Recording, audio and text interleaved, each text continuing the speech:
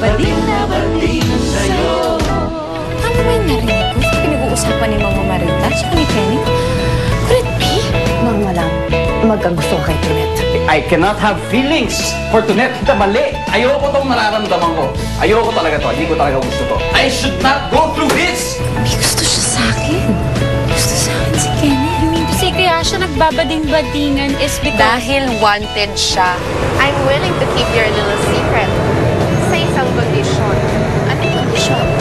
Umalis ka na dito, Tonet, Tonya, kung sino ka man, at layuan mo si Kenny. Hindi ko na nga ba, may pagkamaldita talaga yung babaeng yan eh. Talagang hindi naman talaga umuubra yung pa-sweet-sweet effect na yan eh. Baka naman tama din siya, Bes.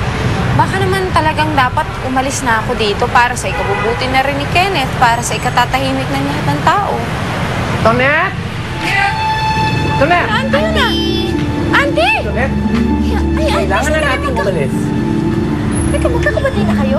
May choice ba ako? Beso mo kami. Tama na yung reunion. Ako, kailangan na natin umalis na. Teka lang, bakit ba? Si Chong, Jowa, si Chan, yung pala, tauhan ni Sunny Boy. Hay! So, ano sabi ni Tonet nung bigyan mo siya ng ultimatum? Na-shock siya. Ayun, hindi nakakibo. So, aalis na siya? Well, I told her to think about it. I'm sure alis na yun. Because if not, sasabihin ko kay Kenneth na si Tonet ay si Tonya. Good job. Sige. I know, but... Kenneth! Hi. What a surprise! Hello! Don't you have work today? Well, I decided to take the day off. Masyado na mapupuro ka sa mga bakla. Kaliwat ka na, mga bakla.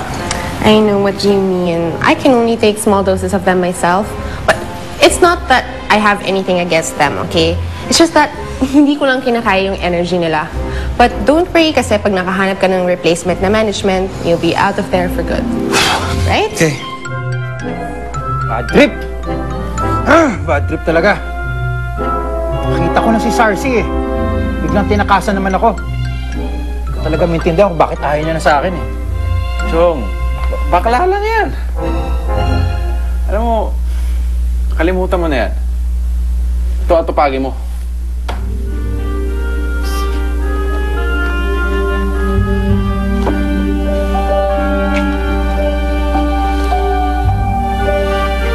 Yan yung mga bading na pinapahanap ni boss. Sila ang mga baklang nagtago kay Tonya? Sigurado ka? Sigurado. Bakit? Kilala mo ba yung mga yan?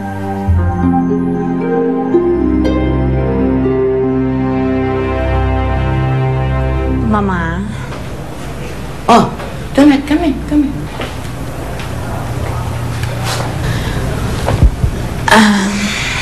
Mama? Magpapaalam mo sana ako. Bakit? Saan ka pupunta? Aalis na po ako ng club. Bakit may nangyari naman ba na hindi ko alam? Subod ka na naman? Pagsasabihan ko Ay, ng hindi. bakla. Sandali lang ho, Mama. Huwag niyo na akong gawin yun. So, why are you leaving? Personal po kasi yung dahilan.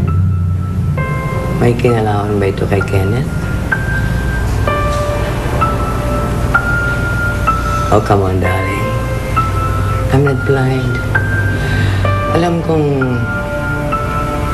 may gusto ka sa aking pamangkin. May feelings ka sa kanya. Right?